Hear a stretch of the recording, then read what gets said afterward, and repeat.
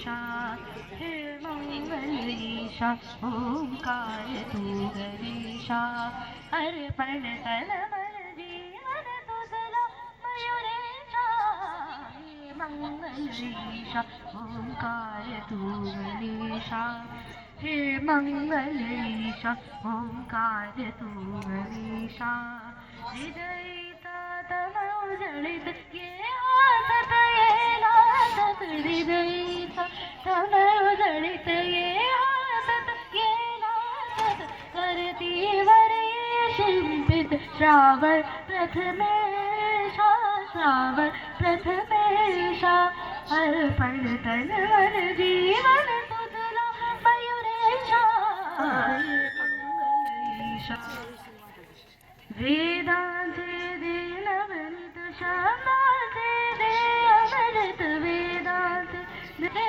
अमृत, रे बज अविरत, हे पूर्ण परेशा, हे पूर्ण परेशा, अर्पण तन मन जीवन तुझला मयुरेशा, हे मंगल ईशा, ओंकार, हे मंगल ईशा, ओंकार तू गणेशा, हे मंगल ईशा, ओंकार तू गणेशा, अर्पण तन जीवन तुझला मयुरेशा, हे मंगल ईशा, ओंकार तू गणेशा, हे मंगल ईशा, ओंकार ओंकार ओंकार तू गणेशा।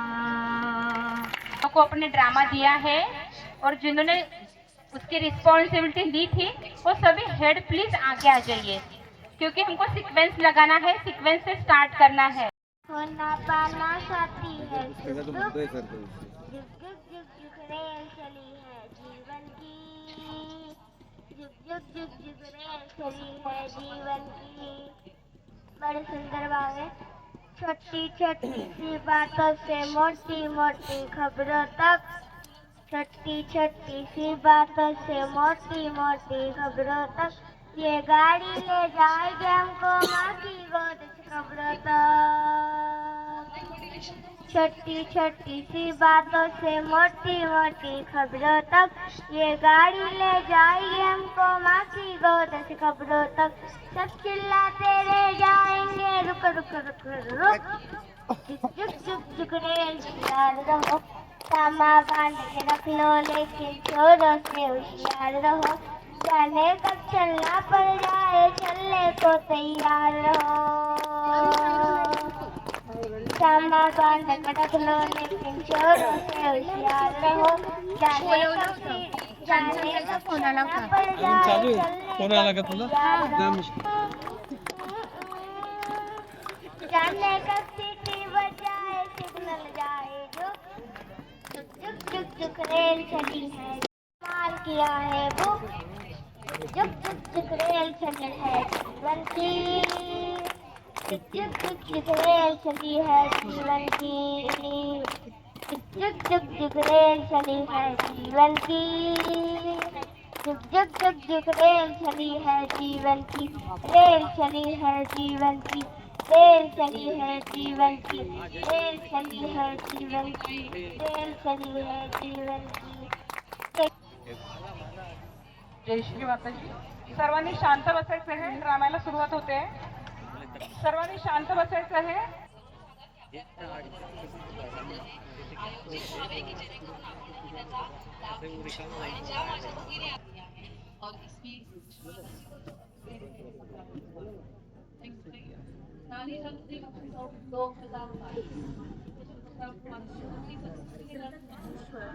जिनका जन्म 13 जिसमें वो लिखते हैं, दुरितान से तिमिर जाओ विश्व स्वधर में सूर्य पाहो, जो जे वांछिल तो ते लाभो प्राणी जात।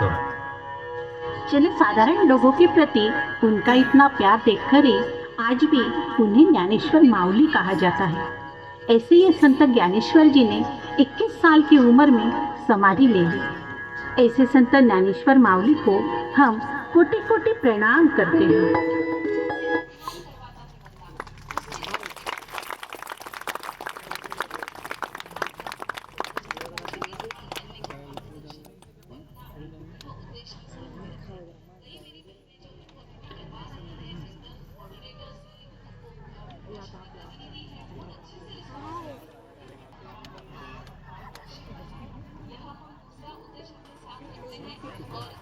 संत तुकाराम जिनका जन्म पुणे जिले के देहू नामक गांव में हुआ।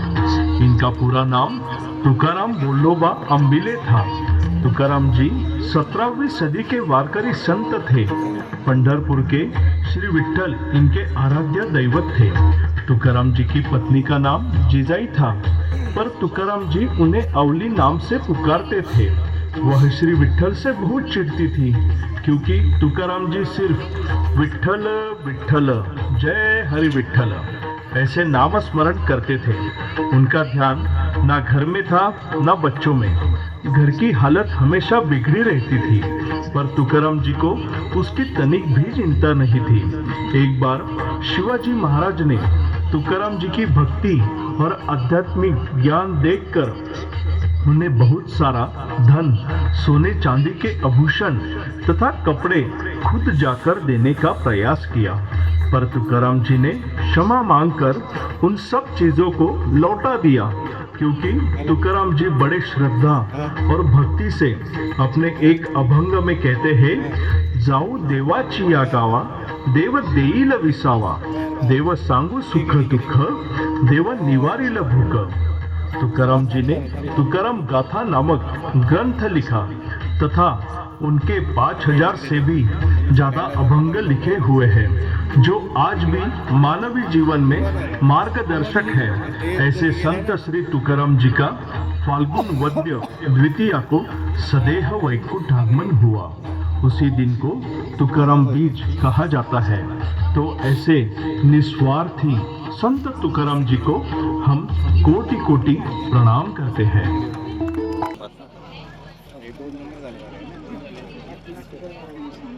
किती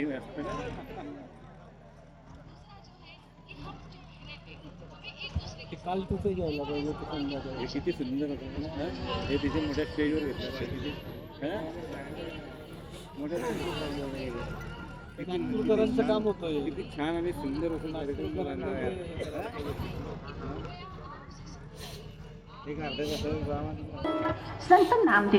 संत नामदेव जी का जन्म ईस्वी सन 1270 में परभणी जिले के नरसो बावनी गांव में हुआ। संत नामदेव रेड़ेकर, इनके पिता का नाम दामा शेट्टी तथा माता का नाम गोनाई था। बचपन से ही पिता के साथ साथ नामदेव भी विठ्ठल भक्ति में लीन होने लगे।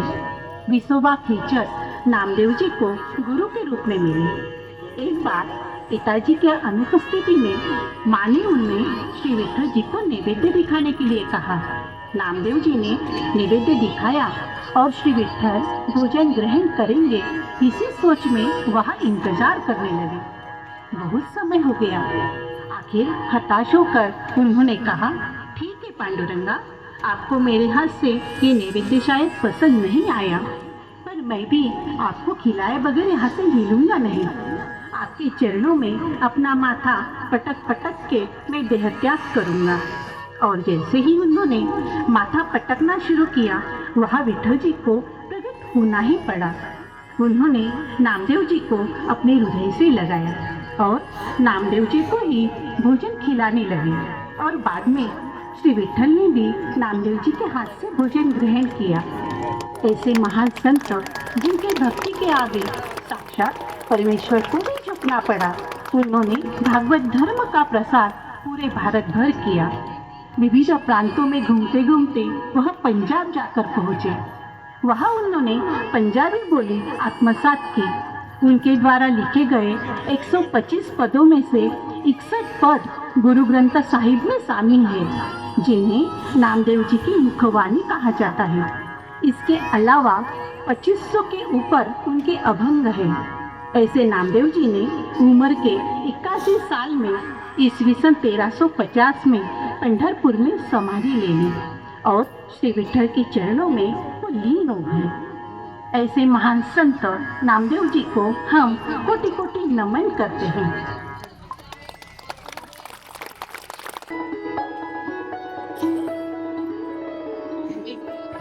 श्री समर्थ रामदास जी का जन्म 24 मार्च 1608 में जाम नामक गांव में हुआ। इनका पूरा नाम नारायण सूर्याजी ठोसर था। इनके पिता का नाम सूर्याजी पंत तथा माता का नाम राणूबाई था। बचपन से ही रामदास जी बड़े विरक्त स्वभाव के थे। उनका ये वैरागी और विरक्त भाव देख उनकी माताजी ने उम्र के 12वें साल ही उनकी शादी करने का फैसला किया। पर रामदास जी सावधान सुनते ही शादी के मंडप से भाग गए। परमार्थ, राष्ट्र प्रेम, सर्वनिष्ठा इनके प्रसार हेतु उन्होंने महाराष्ट्र में प्रबोधन एवं संगठन किया। शिवाजी महाराज उन्हें अपना गुरु तथा मार्गदर्शक मानते थे। स्वराज्य कल्याण हेतु और स्वराज्य रक्षण हेतु रामदास जी सदैव शिवाजी महाराज के साथ थे। ज्ञान, भक्ति और कर्मयोगी की वह एक मिसाल थे। वह रोजाना 1200 सूर्य नमस्कार करते थे। शक्ति यानी बल के वे उपासक थे। इसीलिए उन्होंने जगह जगह श्री मारुति के मंदिरों की स्थापना की। उन्होंने दासबोध नामक ग्रंथ लिखा। इसके अलावा मनाचे श्लोक, स्तोत्रे, अभंग, भारुड़े और बहुत सी आरतियां भी लिखी। सुखकर्ता दुखहर्ता वार्ता विघ्नाची ये श्री गणेश जी की आरती भी उनके द्वारा लिखी गई है। वो हमेशा जय जय रघुवीर समर्थ ये नारा लगाते थे। ऐसे महान संत श्री रामदास जी का 13 जनवरी 1681 में सज्जनगढ़ पर निधन हुआ। उसी दिन को दास नवमी कहा जाता है। ऐसे श्री समर्थ रामदास जी को हम कोटि कोटि नमन करते हैं। संत जनाबाई एक मराठी संत कवयित्री थी। उनका जन्म इसवी सन 1252 में परभणी जिले के गंगाखेड नामक गांव में हुआ। उनके पिता दामाजी तथा माता करुण दोनों भी विठल भक्त थे। एक बार जनी अपने माता पिता के साथ पंढरपुर आई। तब जनी विठल भक्ति में इतनी मगन हो गई कि वह अपने माता पिता से ही बिछड़ गई।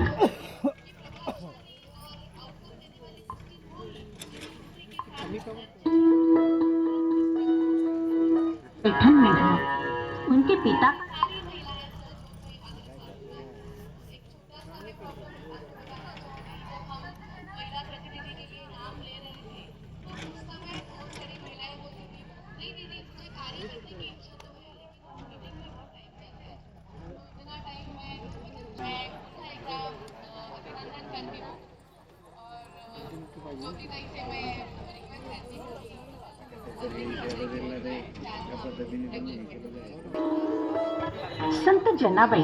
संत जनाबाई एक मराठी संत कवयित्री थी।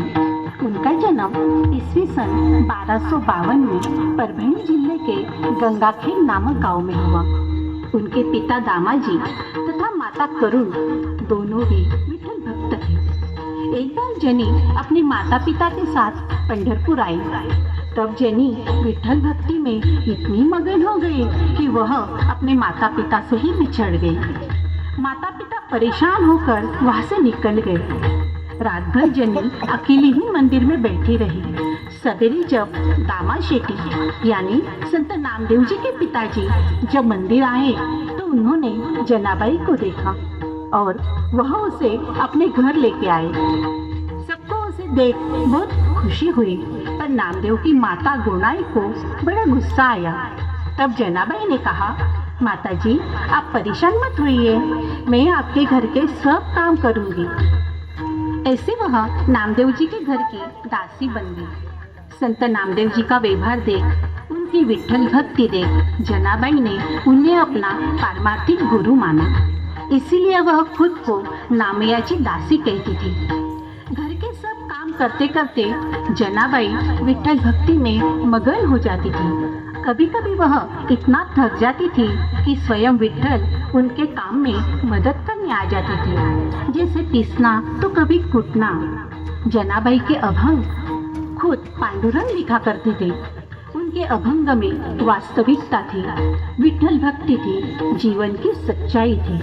उन्होंने 200 से ऊपर अभंग लिखे। उनके अभंग संत कबीर के कानों तक पहुँचे। संत कबीर स्वयं जनाबाई से मिलने पंढरपुर पहुंचे। जनाबाई तब गोबर के कंडे बना रही थी। वह विठ्ठल भक्ति में इतनी मगन थी कि उसके बनाए गए हर एक कंडे में से विठ्ठल विठ्ठल की आवाज आ रही थी। विठ्ठल विठ्ठल की यह धुन सुनकर संत कबीर ने कहा, धन्य हो जनाबाई आप, और धन्य है आपकी विठ्ठल भक्ति। ऐसी ये अद्वितीय विठ्ठल भक्त ईस्वी सन 1272 में पंढरपुर में समाधिस्थ हो गए। ऐसे संत जनाबाई को हम कोटि कोटि प्रणाम करते हैं।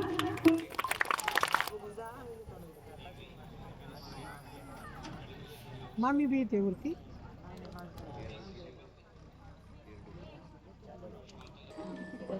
संत गोरा कुंभार। गोरोबा कुंभार, इनका जन्म 13वीं सदी में उस्मानाबाद जिले के तेर ढोकी नामक गांव में हुआ। उनके पिता का नाम माधव बुआ और माता का नाम रकुमाई था। संत गोरा कुंभार वारकरी संप्रदाय के थे। उम्र में सबसे बड़े होने के कारण नामदेव, ज्ञानेश्वर, मुक्ताबाई, यह सब उन्हें गोरोबा काका कह के पुकारते थे। संत गोरोबा जी विठ्ठल भगवान के निस्सीम भक्त थे। एक बार उनकी पत्नी संती अपने बच्चे को गोरोबा जी के भरोसे छोड़ पानी भरने के लिए जाती है। गोरोबा जी तब अपने पांव से मिट्टी को रोंदने लगते हैं और अपनी आंखें बंद कर विठ्ठल विठ्ठल का नाम स्मरण करते रहते हैं। तब उनका बेटा वहां आ जाता है। गोरोबा जी अपने पांव के नीचे मिट्टी के साथ साथ अपने बच्चे को भी कुचलना चालू कर देते हैं।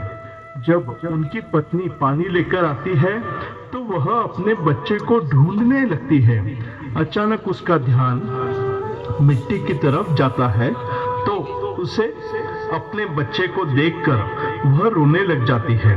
तब गोरोबा जी को अपनी गलती का एहसास होता है और वह अपने दोनों हाथों को काट देते हैं। काम धंधा बंद होने के कारण उनकी घर की बिगड़ती हालत देख साक्षात विठ्ठल उनके यहाँ काम धंधा मांगने आते हैं। तो गोरोबा उन्हें काम पर रख लेते हैं। साक्षात विठ्ठल वहाँ सुंदर सुंदर मटके बनाने लगते हैं। एक बार गोरोबा जी पंढरपुर वारी के लिए जाते हैं। वह अपने टूटे हाथों से ताली बजाते रहते हैं। अचानक ताली बजाते बजाते उनके हाथ आ जाते हैं। विठ्ठल का यह चमत्कार देख सब खुश हो जाते हैं। धन्य वो गोरोबा और धन्य उनकी भक्ति। ऐसे महान संत ने 20 अप्रैल 1317 में तेर ढोकी में समाधि ले ली। ऐसे गोरोबा जी को हम कोटि कोटि प्रणाम करते हैं।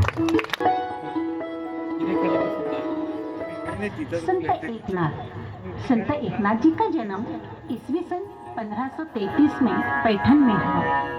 उनके पिता का नाम सूर्यनारायण कुलकर्णी तथा माँ का नाम रुक्मिणीबाई था। एकनाथ जी के बचपन में ही उनके माता पिता का देहांत होने के कारण उनके दादा दादी ने उन्हें संभाला। बचपन से ही एकनाथ जी को भजन, पुराण, हरि कीर्तन, अध्यात्म ज्ञान तथा धार्मिक कार्यों में रुचि थी। उम्र के 12वें साल में उन्होंने जनानंद स्वामी जी को अपना गुरु माना। उनसे ही एकनाथ जी को वेदांत, योग एवं भक्ति योग की दीक्षा मिली। एक बार एकनाथ जी बहुत सारे पंडितों के साथ कावड़ में पानी लेके रामेश्वर के मंदिर में जा रहे थे। कावड़ के पानी से भगवान का अभिषेक करना था। चलते चलते सभी बहुत थक गए थे। जैसे ही वो रामेश्वर के मंदिर में पहुंचने ही वाले थे, वहां एकनाथ जी को एक गधा पानी के लिए तड़पता हुआ दिखा। एकनाथ जी ने उसी क्षण अपने कावड़ का पानी उस गधे को पिला दिया और उसकी जान बचाई। सबने उनको भला बुरा कहा, पर एकनाथ जी ने कहा कि उन्हें उस गधे में ही भगवान दिखे। सभी में भगवान देखने वाले एकनाथ जी ने जाति भेद नष्ट करने हेतु पूरी जिंदगी भर कार्य किया। ज्ञानेश्वर की ज्ञानेश्वरी को उन्होंने करीब 250 साल बाद फिर से मराठी में लिखा। एकनाथी भागवत, भावार्थ रामायण, रुक्मिणी स्वयंवर, दत्तात्रेय की आरती, इसके साथ साथ अभंग, भारूड, जोगवा, गौरणी ऐसा बहुत सा लिखित कार्य उन्होंने किया। उदयबाई उदयबाई उदयबाई उदय ये जोगवा भी एकनाथ जी ने लिखा है।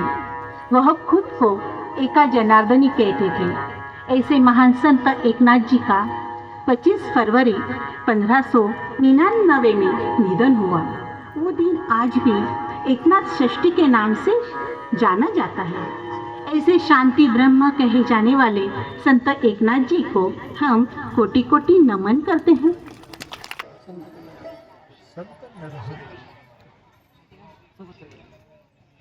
इनका जन्म ईस्वी सन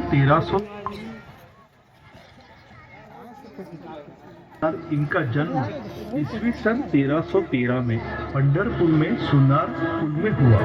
इनके पिता का नाम अच्युतराव तथा माता का नाम सावित्रीबाई था। दोनों भी शिव भक्त थे और नरहरि सोनार वारकरी संप्रदाय के पहले शिव भक्त थे। उनके सांसों में हरदम एक ही स्वर था, ओम नमः शिवाय, ओम नमः शिवाय। नाथ संप्रदाय के गहनीनाथ नरहरि सोनार के गुरु के रूप में मिले। नरहरि सोनार सोने चांदी के आभूषण तैयार करने के लिए पूरे पंढरपुर में जाने जाते थे। उनकी ख्याति सुनकर एक बार दौलताबाद के साहूकार हरि शेठ जी नरहरि सोनार के पास आए। उन्हें विट्ठल के मूर्ति के लिए गर्दन यानी कमर पट्टा बनाना था, पर नरहरि ने साफ मना कर दिया, क्योंकि वे शिवजी के अलावा किसी भी भगवान की तरफ देखते भी नहीं थे। पर हरि शेठ जी के बार बार कहने पर नरहरि ने उन्हें विट्ठल के मूर्ति का कमर का नाप लाने के लिए कहा। रस्सी से नाप लाकर हरि शेठ ने नरहरि को दे दिया। कुछ ही दिनों में नरहरि जी ने बड़ा प्यारा सा गर्दन बना दिया। हरि शेठ खुश हो गए, पर जब उन्होंने विट्ठल के मूर्ति को वह लगाया तो गर्दन छोटा था। वह वापस नरहरि के पास आए और एक कड़ी लगाकर उसे बढ़ाकर ले लिया, पर गर्दन मूर्ति को बहुत बड़ा हो गया। हरि शेठ नरहरि के ऊपर बड़ा गुस्सा होने लगे। तब नरहरि जी ने आंखों पर पट्टी बांधकर मूर्ति का नाप लेने का प्रस्ताव रखा। जब आंखों पर पट्टी बांध वह मूर्ति का नाप लेते तो वह शिवजी की मूर्ति है ऐसा उन्हें प्रतीत होता था। पट्टी खोलकर देखते तो विट्ठल जी की मूर्ति दिखती, पट्टी बांधकर देखते तो शिवजी और पट्टी खोलकर देखते तो विट्ठल जी।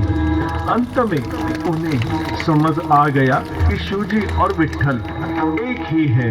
उन्होंने अपना माथा श्री विट्ठल के आगे झुका दिया। नरहरि सोनार उन्होंने भी बहुत से अभंग लिखे। अपने एक अभंग में वह लिखते हैं, देवा तुझा में सोनार, तुझा नामाचा व्यवहार। ऐसे ये महान संत शके 1235 में विट्ठल स्मरण करते हुए समाधिस्थ हो गए। ऐसे संत श्री नरहरि सोनार को हम कोटि कोटि प्रणाम करते हैं।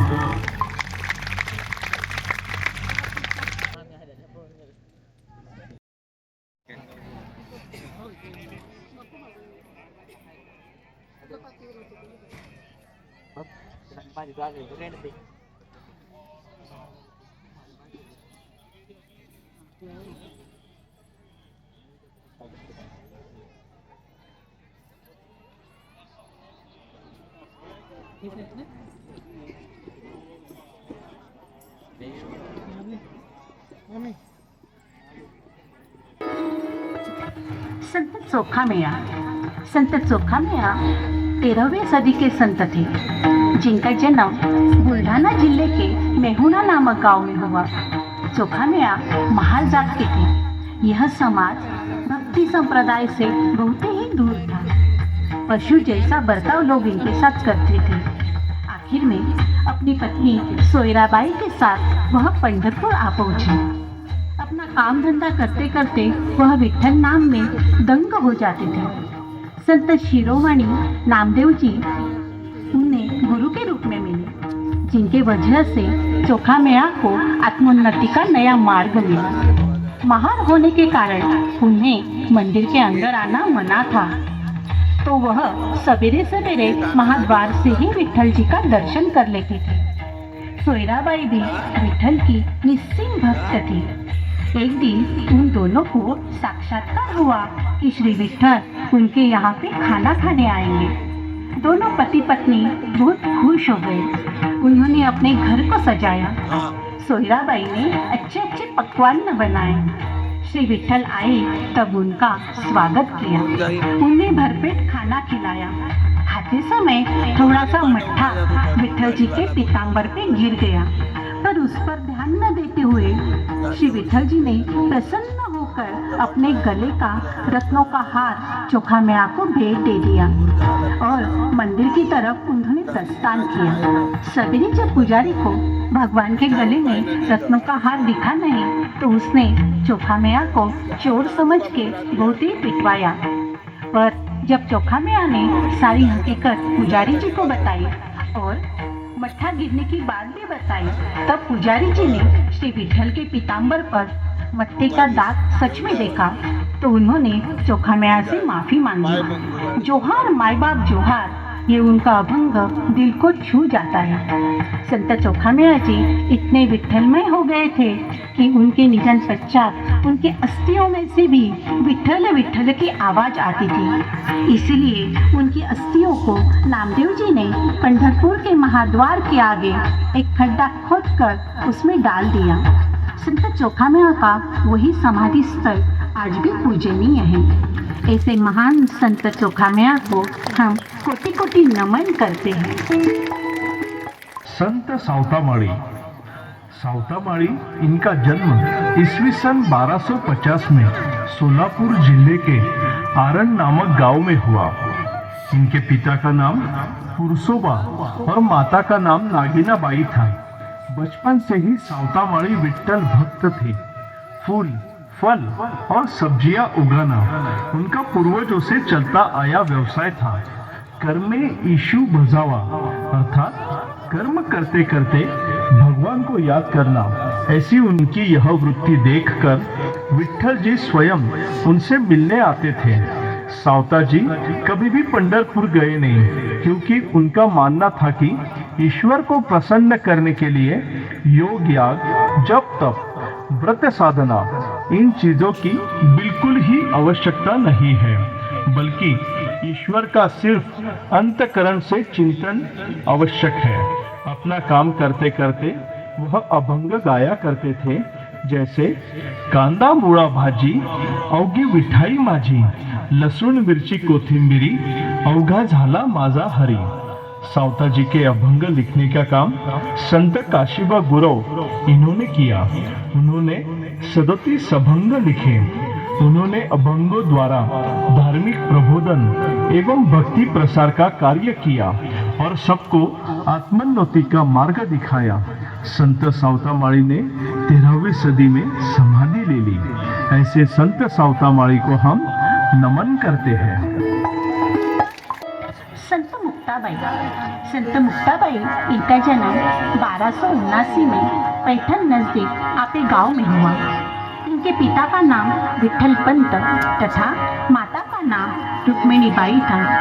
मुक्ताबाई ये संत निवृत्तिनाथ, ज्ञानेश्वर और सोपानदेव की सबसे छोटी बहन थी। माता पिता के देहत्याग पश्चात नन्ही सी मुक्ताबाई ने सारे परिवार की जिम्मेदारी को बड़े अच्छे से निभाया।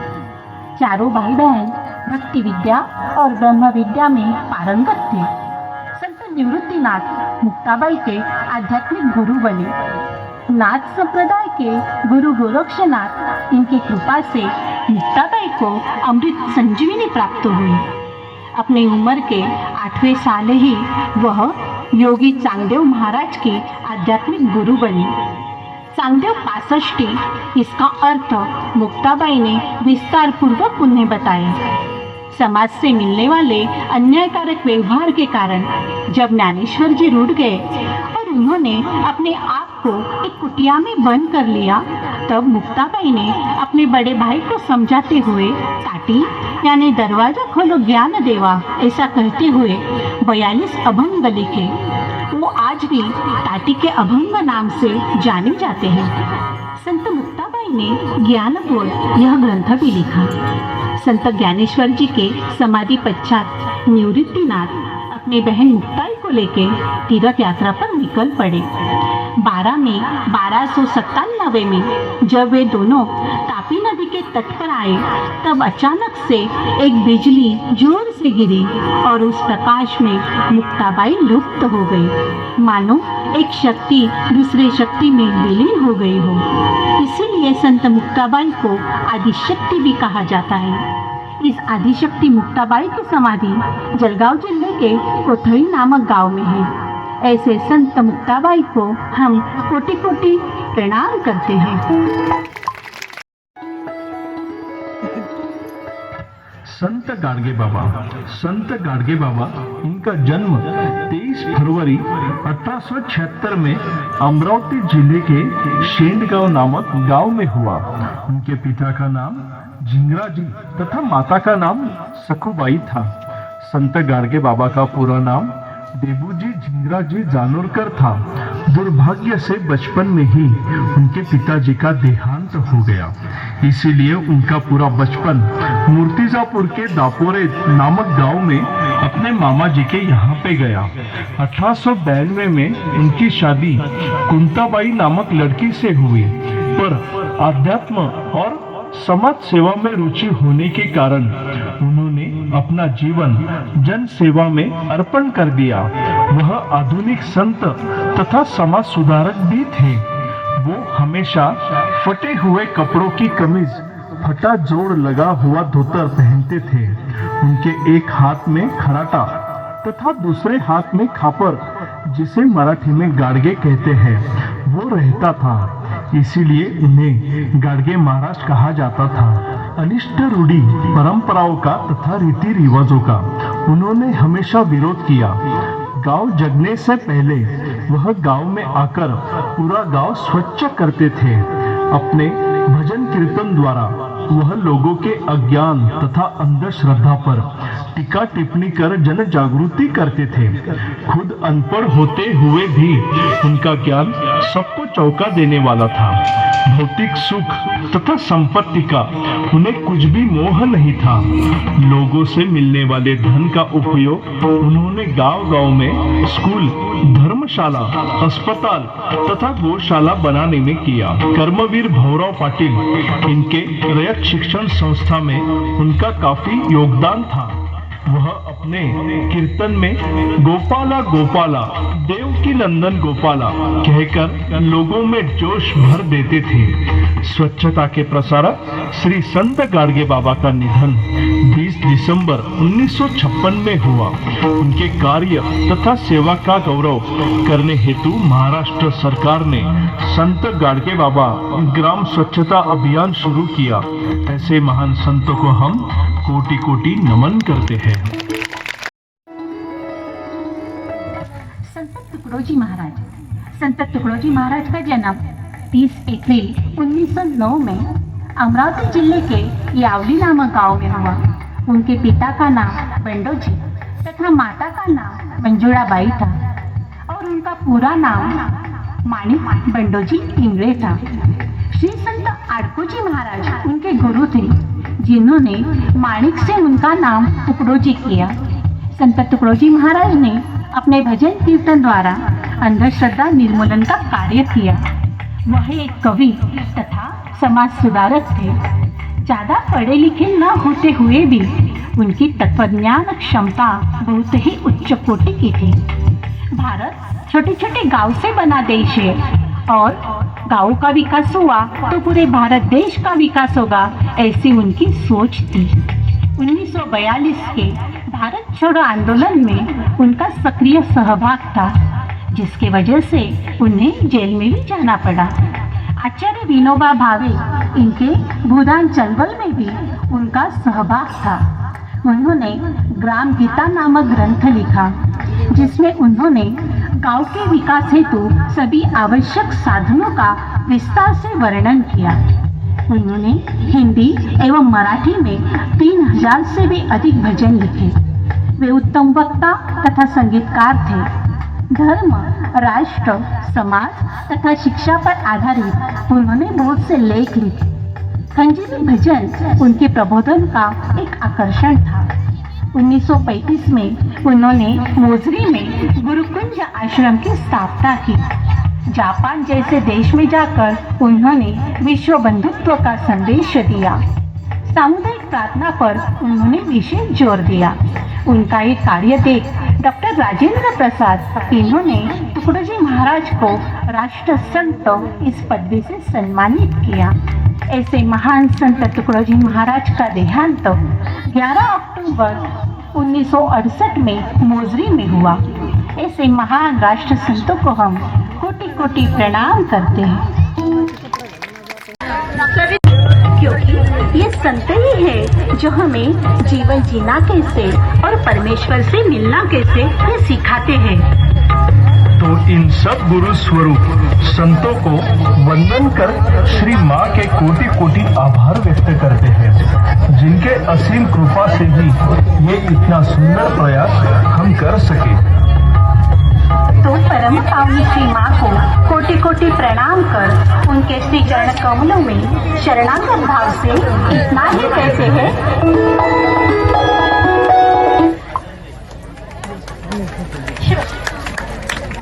जय श्री माता जी। कभी